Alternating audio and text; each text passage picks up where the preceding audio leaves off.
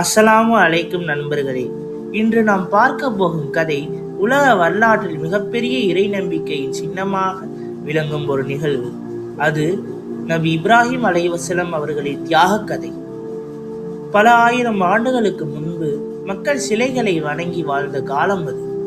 ஆனால் அந்த இருளில் மத்தியில் ஒரே இறைவனை நம்பிய மனிதர் ஒருவர் இருந்தார். அவர்தான் நபி இப்ராஹிம் அலைஹிஸ்ஸலாம். சிறு வயதிலிருந்தே அவர் உண்மையை தேடினார். இந்த சிலைகள் எப்படி கடவுளாக முடியும் என்று கேள்வி எழுப்பினார். அவரது மக்கள் கோபமடைந்தார்கள். அவரை நெருப்பில் எரிக்க முயன்றார்கள்.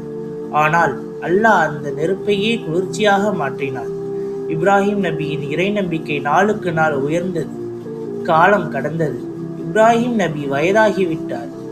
ஆனால் அவருக்கு குழந்தை இல்லை. அவர் மனமாற அல்லாஹ்விடம் துவா செய்தார். அல்லாஹ் அவருக்கு ஒரு மகனை அருளினார். அந்த மகன் இஸ்மாயில் அலைஹிஸ்ஸலாம். இப்ராஹிம் நபிக்கு அவர் மிகவும் அன்பானவர். ஒரு நாள் இப்ராஹிம் நபி ஒரு கனவு கண்டார். அந்த கனவில் அல்லாஹ் அவரிடம் தனது மகன் இஸ்மாயிலை குர்பானி கொடுக்கும்படி கட்டளையிட்டான். அது சாதாரண கனவு அல்ல, இறைவனின் கட்டளை. ஒரு தந்தைக்கு இது எவ்வளவு பெரிய சோதனை! தனது உயிரை போல் நேசிக்கும் மகனை தியாகம் செய்ய வேண்டிய நிலை.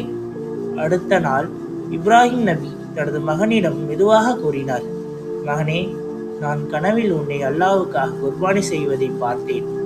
இது பற்றி நீ என்ன நினைக்கிறாய்? அப்போது இஸ்மாயில் அலைஹிஸ்ஸலாம் கூறிய பதில் இன்று வரை உலகம் மறக்காத பதில். அப்பா, அல்லாஹ் உங்களுக்கு கட்டளையிட்டதை செய்யுங்கள்.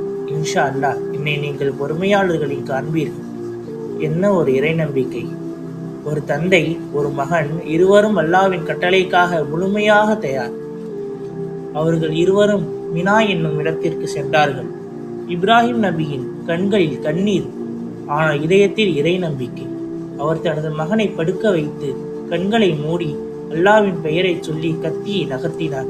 ஆனால் அதிசயம் நடந்தது. அல்லாஹ் இஸ்மாயிலை பாதுகாத்தான். அவருக்கு பதிலாக ஒரு ஆட்டை அனுப்பினான். இப்ராஹிம் நபியின் தியாகத்தை அல்லாஹ் ஏற்றுக்கொண்டான். இதுவே இன்று நாம் கொண்டாடும் ஈதுல் அத்ஹா, பக்ரீத் திருநாளின் வரலாறு. இந்த கதை நமக்கு சொல்லும் மிகப்பெரிய பாடம் என்ன? உண்மையான இறை நம்பிக்கை, பொறுமை, அல்லாஹ்வின் கட்டளைக்கு முழு கீழ்ப்படிதல். நண்பர்களே, இப்ராஹிம் அலைஹிஸ்ஸலாம் அவர்களின் வாழ்க்கை நமக்கு ஒரு மிகப்பெரிய எடுத்துக்காட்டு. நாம் எவ்வளவு சிரமம் வந்தாலும் அல்லாஹ்வின் மீது நம்பிக்கை வைத்திருக்க வேண்டும். இந்த வீடியோ உங்களுக்கு பிடித்திருந்தால் லைக் செய்யுங்கள், ஷேர் செய்யுங்கள். மேலும் இது போன்ற இஸ்லாமிய கதைகளுக்கு எங்கள் சேனலை சப்ஸ்கிரைப் செய்ய மறக்காதீர்கள்.